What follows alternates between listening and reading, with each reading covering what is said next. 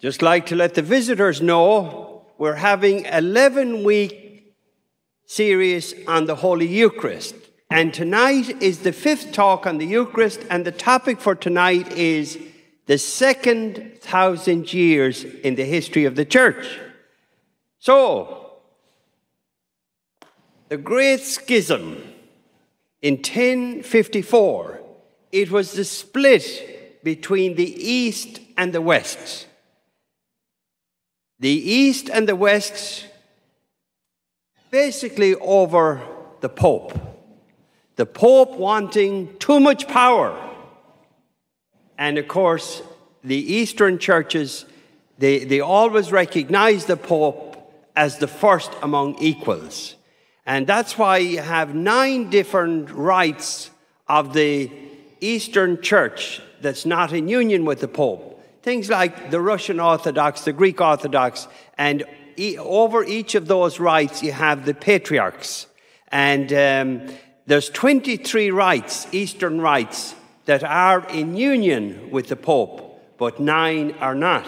And that happened basically in 1054. It's called the Great Schism. When Constantine gave freedom to the church and we had the Edict of Milan, from then on the emperor would appoint bishops and the Pope. And it was very political. There was no separation of church and state like you have it here in the United States. But in 1059, a major breakthrough. Cardinals elected the Pope rather than the emperor selecting the Pope. And that's the way it is today, ever since 1059. In the 11th century, we had our first major heresy with the deacon of Tours, Berengarius, denying the real presence of Christ in the Eucharist. For 1,000 years, nobody ever questioned the real presence of Christ in the Eucharist. Berengarius did, and he referred to the Eucharist as mere symbol. Naturally, he was challenged, and he had to make a profession of faith in front of the Pope, and he did that in 1070. We had some great saints around this time. Saints like St. Francis of Assisi, St. Bonaventure, St. Dominic, St. Thomas Aquinas. In 1215, we had the Fourth Lateran Council. The Fourth Lateran Council defined for us transubstantiation, about the real presence of Christ in the Eucharist, and it also said that every Catholic had to make their Easter duty, go to confession and communion at least once a year. You might think that's kind of crazy today, but back then a lot of people didn't think they were worthy to go to communion. So they made the church law, you had to go at least once a year. So that's from the Fourth Lateran Council.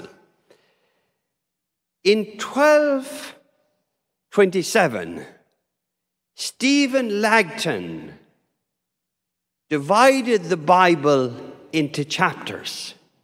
Remember when the Bible was written, it wasn't written in chapters and verses like we have it today. Stephen Langton divided it into chapters, and then in the 1500s, they'd put it into verses as well. But a major development with the Bible was the invention of the printing press in 40 and 50 by Gutenberg. Up to that point, it would take a monk a whole year to make one copy of the Bible. And the copy of the Bible cost, in our terms, about $150,000.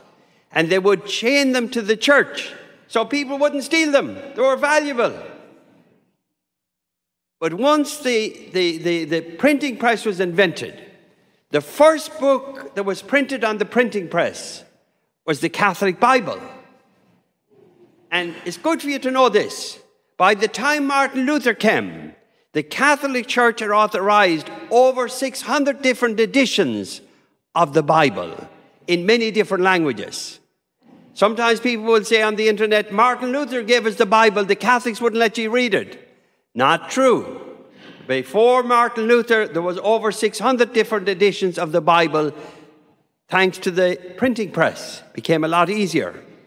Back in the day, people couldn't own a Bible like you do today. Because they were so expensive. The next big thing I want to talk about, and of course, any one of these topics you could take a whole sermon on. The Reformation. You know, there's no doubt about it. You've heard me say many times, the church is a church of sinners, for sinners, run by sinners. And the church is always in need of reform.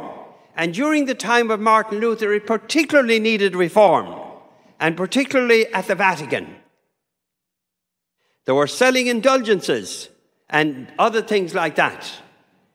It was more of a business than it was a great spiritual powerhouse. And Martin Luther wanted to reform the church from within, but things kind of got out of hand. And of course, if you don't go along with the Vatican, they excommunicate you.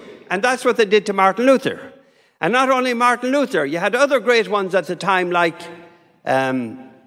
Zwingli and John Calvin and John Knox. John Knox started the Presbyterian Church. John Calvin was a great reformer. Martin Luther started the Lutherans. And Henry VIII, this wasn't about theology.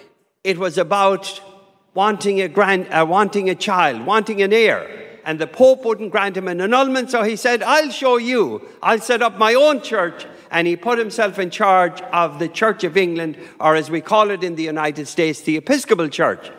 And the Methodist Church broke away from the Episcopal Church as part of the Anglicans. So just in terms of sheer numbers, let me just give you some numbers. Catholics today, we number about 1.4 billion. The largest Christian denomination in the world, more than all of them put together, okay? The second largest church in Christendom is the Orthodox Church, about 300 million. The main churches like the Lutherans, the Methodists, the Presbyterians, and the Episcopals, or the Anglicans, they have between 70 and 80 million each. Now, let me say a word about the Anabaptists. They were called the Radical Reformers, and their champion was Zwingli. And Zwingli went back to Berengarius. That's why he's so important. And denied sacramentality. All the sacraments are a waste of time. And Martin Luther and the Reformers were really at loggerheads with Zwingli and the Anabaptists. And they gave them tremendous persecution because of their views. They thought it was outlandish to deny the validity of the sacraments. Why are they important for us, the Anabaptists? Because from there we get the Baptists and a lot of the churches we have in the United States today. If you Google how many different versions of Baptist do you have? Well, I just did, and counting up on Wikipedia, I went over 200. So I'm not sure how many different denominations you have, but they're well over 200. And that's the dominant one around here. And John Smith was the founder of the Baptist Church in 1611, but they were part of that radical reform group from Zwingli. They followed his theology. No sacraments, no priesthood, none of that. Then after the Reformation, you had the Counter-Reformation. And this was a great time in the church. Very instrumental were the Jesuits. Ignatius of Loyola started the Jesuits in 1534, and they became great missionaries. And they had the Council of Trent in 1545 to 1563. And the Council of Trent did a great job in reforming the church. They answered in great detail all the objections of the reformers, and they required priests to do at least 8 years of training. Up to that point, you kind of went and you served your time.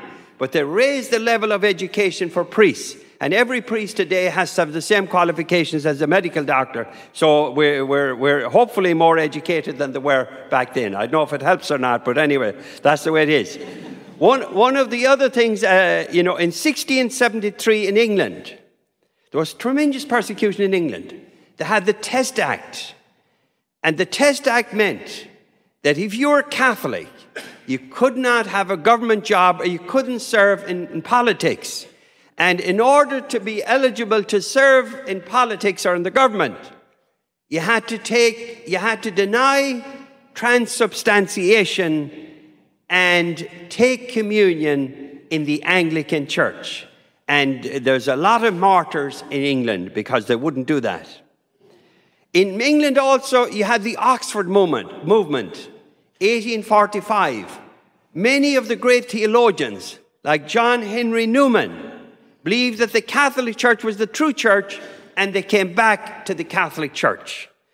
And Pope Pius X, in the early 1900s, he was called the Pope of the Eucharist, and he encouraged all Catholics to go to communion daily. And he reduced the age of First Communion to the age of 7, the way it is today.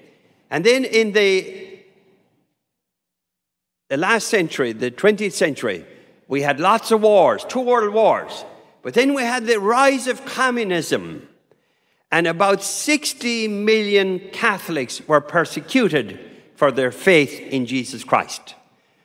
And so they're kind of some of the things to keep in mind. And as we just give you a brief thing about the Mass during the 1,000 years.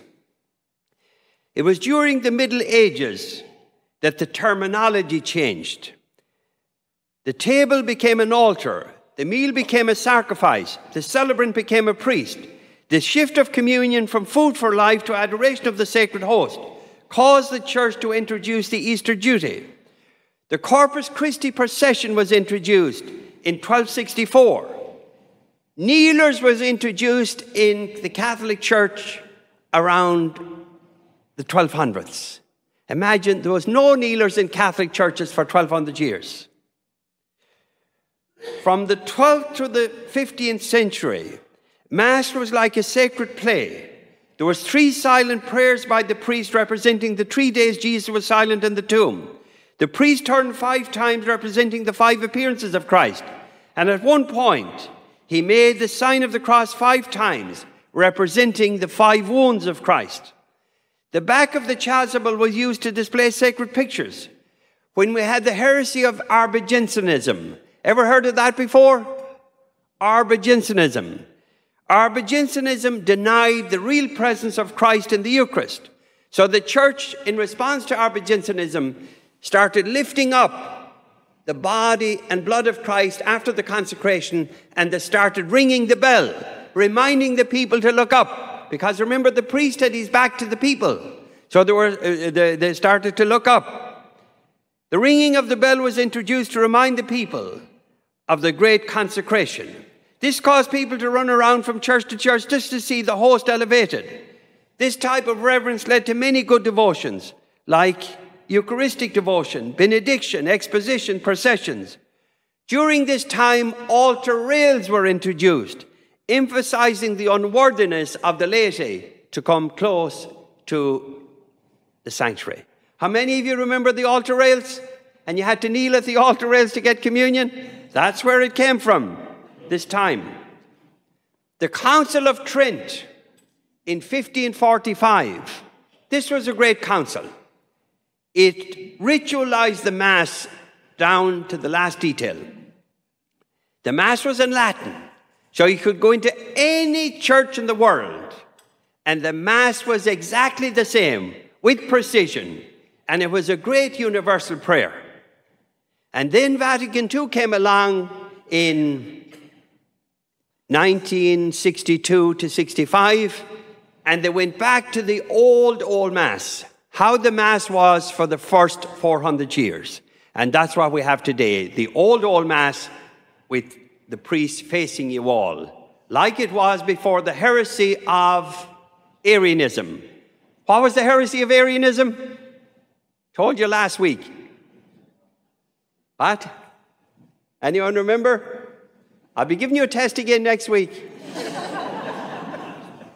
I don't think I have it next week. Arianism was where they denied the divinity of Christ.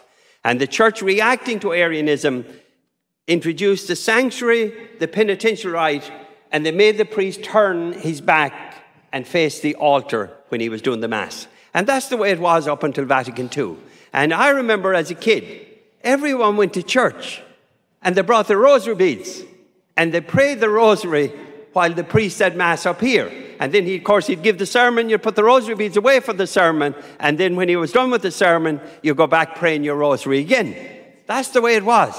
So Vatican II wanted full conscious and active participation, and whether you like it or not, at least I think the Mass is much better today than it was when I was a kid. And it's the old Mass we have today. So thank God for history.